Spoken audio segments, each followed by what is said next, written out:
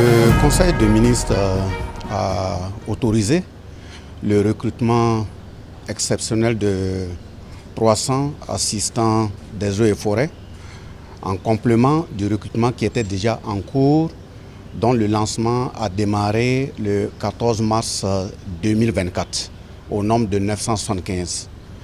Et au cours de ce recrutement, vous aurez constaté que le Conseil des ministres passés a autorisé que ce soit le recrutement au niveau de la police, le recrutement au niveau de l'armée, au niveau de la gendarmerie, un pourcentage qui est réservé aux volontaires pour la défense de la patrie.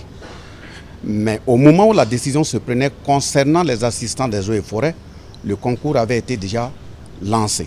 Donc nous avons dû laisser le processus se poursuivre jusqu'au bout. Mais pour prendre ces volontaires pour la défense de la patrie en compte, donc il fallait demander une autorisation spéciale du Conseil des ministres pour pouvoir recruter cet effectif complémentaire. Donc il y a eu l'autorisation de recruter 300 assistants des eaux et forêts, mais uniquement réservés aux volontaires pour la défense de la patrie. Pourquoi le Conseil des ministres est parti dans ce sens? D'abord, il faut tenir à féliciter l'ensemble de nos enfants, de nos fils, de nos filles, de nos neveux, qui sont sur le front de défense de la patrie. Nous constatons que parmi ces volontaires pour la défense de la patrie, il y a certains, certes, qui ont les diplômes, qui remplissent les caractéristiques de composition des différents concours, mais il arrive des moments pendant la période de la composition, ils ne sont pas au même niveau de repos ou de concentration que les mêmes candidats. Mais quelqu'un qui s'est engagé pour défendre la patrie, on ne peut pas exiger de lui le même temps de préparation, de concentration pour composer les concours.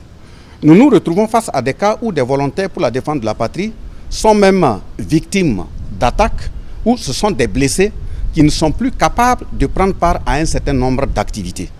Donc le Conseil des ministres a autorisé que sur les 300 postes qui sont réservés de façon spécifique au recrutement, rien que des VDP, nous allons d'abord regarder sur ceux qui s'étaient déjà inscrits pour compétir au concours de 975 lancés, pour les retenir. Je pense que nous avons fait l'estimation, ils sont autour de 88 personnes que nous allons retenir et le reste, autour de 212, sera lancé à un concours de recrutement en complément d'effectifs, rien que les volontaires pour la défense de la patrie.